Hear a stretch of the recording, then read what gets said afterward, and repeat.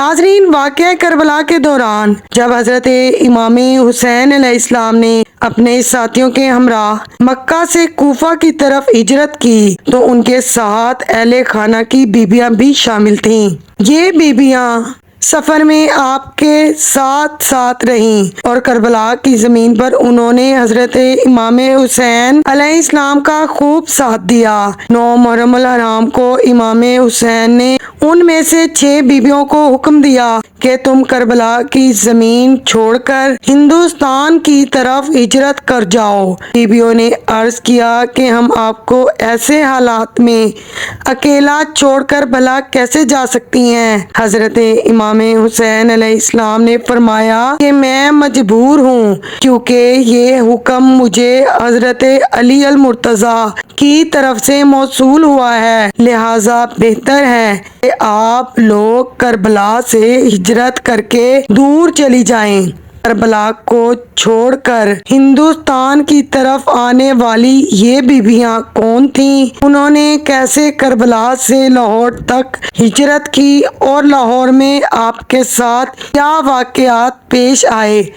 آج کی اس ویڈیو میں ہم ہجرت کرنے والی انہی 6 بیویوں کا ذکر کریں گے۔ خاتون جنت حضرت فاطمہ الزہرا سلام اللہ علیہا کے وصال کے بعد حضرت علی المرتضی نے ایک شادی حضرت ام البنین کے ساتھ کی۔ ان کے بطن سے 4 بیٹے حضرت عباس، علمدار، جعفر، عبداللہ اور عثمان پیدا ہوئے، جبکہ ایک بیٹی رقیہ پیدا ہوئی جن کا مزار لاہور میں بی بی پاک دامن کے نام سے مشہور ہے۔ آپ حضرت علی علیہ السلام کی بیٹی ہیں اور حضرت مسلم بن عقیل کی زوجہ ہے۔ آپ کے ساتھ حضرت عقیل ابن ابی طالب کی 5 بیٹیاں بھی لاہور میں ہی مدفون ہیں۔ ان 5 بیویوں کے نام ام ہانی، ام لقمان، اسما، رمالہ اور زینب ہیں۔ حضرت امام حسین علیہ السلام کے کہنے پر ان 6 بیویوں نے کربلا سے ہندوستان کا سفر 9 محرم الحرام کو شروع کیا۔ ابھی آپ راستے میں ہی تھیں کہ شہادت امام حسین اور ان کے ساتھیوں کی خبر آپ تک پہنچی۔ چونکہ حکم تھا، اس لیے انہوں نے اپنا سفر ہندوستان کی طرف جاری رکھا۔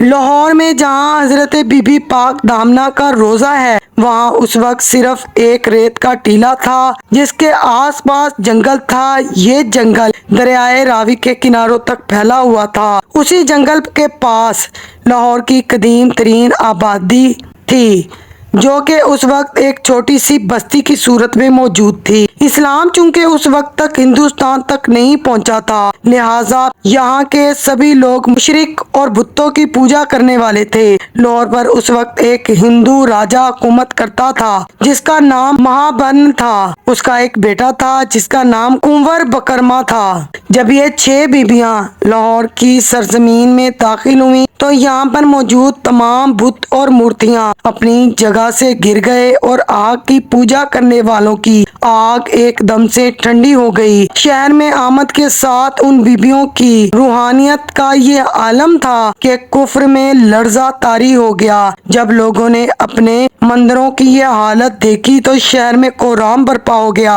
بادشاہ نے اپنے وزیروں اور مشیروں کو اکٹھا کیا اور ان کو اس واقعے کی تحقیقات کا حکم دیا۔ پتہ لگایا گیا کہ کچھ پردیسی آئے ہیں اور ان کے آنے کے بعد ہی یہ ہوا ہے۔ چنانچہ بادشاہ نے اپنے وزیروں اور سپاہیوں کے ساتھ اپنے بیٹے کو بھی بھیجا اور حکم دیا کہ ان پردیسیوں کو دربار میں لا کر پیش کیا جائے۔ جب سپاہی ان کو پکڑنے کے لیے گئے تو انہوں نے دیکھا کہ وہاں پر کچھ عورتیں ہیں جو کہ چادروں سے اپنے منہ کو چھپائے ہوئے ہیں۔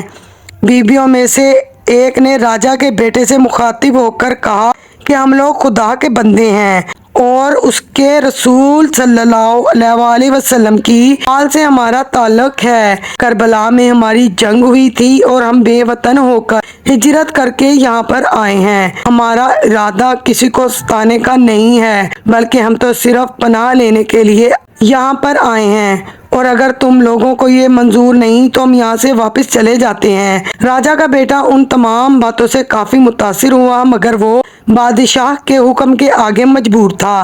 اس نے کہا کہ بادشاہ نے آپ کو دربار میں بلوایا ہے، اگر آپ خود نہ جائیں گی تو آپ کو زبردستی لے جایا جائے گا۔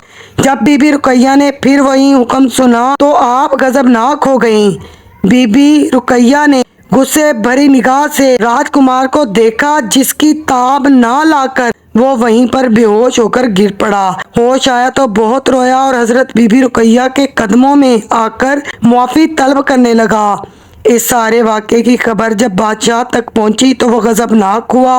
اس کے حکم سے ہندوؤں نے ان بیبیوں کے خلاف مہم چلانا شروع کر دی اور ان کو ہر طرح سے تنگ کرنے لگے۔ بیبیوں نے تنگ آ کر بارگاہ الہی میں دعا کی کہ اے خداوند، تو ہمارا پردہ رکھ لے اور ہمیں ان لوگوں سے بچا لے۔ پھر اس سے پہلے کہ بادشاہ کے سپاہی اور دوسرے ہندو آ کر ان بیبیوں کو گرفتار کرتے، زمین پھٹ گئی اور وہ پاک دامن بیبیاں زمین میں سما گئیں۔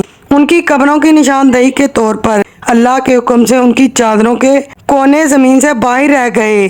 بادشاہ کے بیٹے نے جب یہ سارا منظر دیکھا تو وہ مسلمان ہو گیا اور وہاں پر ان بیبیوں کی قبریں بنا کر ان کی دیکھ بھال کا کام سر انجام دینے لگا۔ راجکمار کا اسلامی نام عبداللہ رکھا گیا، جو کہ بعد میں بابا خاکی کے نام سے مشہور ہو گیا۔ بابا خاکی کا وصال سن 101 ہجری میں ہوا اور ان کا مقبرہ بھی اسی مزار کے اندر موجود ہے۔ تو ہندو بادشاہوں کے بعد مسلمانوں کی حکومت آ گئی اور یوں کئی سال گزرنے کے بعد حکومتیں مسلسل بدلتی رہیں اور پھر ہر دور میں عقیدت مندوں کا رش ایسے ہی جاری رہا اور خانقاہ کی عمارت میں توسیع ہوتی رہی۔ اس کے بعد مزار کے قریب موجود باقی قبروں کا اضافہ وقت کے ساتھ ساتھ ہوا اور پھر یہ جگہ قبرستان بی بی صاحب کہلانے لگی، جہاں پر لوگ اپنے عزیز و اقارب کو دفن کر دیا کرتے تھے۔ پاک بیبیوں کا یہ واقعہ برصغیر و پاک و ہند میں مسلمانوں کی آمد سے 32 سال پہلے کا ہے۔ واقعہ کربلا یعنی 61 ہجری سے لے کر قیام پاکستان تک یعنی سن 1947 عیسوی تک یہ مزار بی بی پاک دامن تسلیم کیا جاتا ہے۔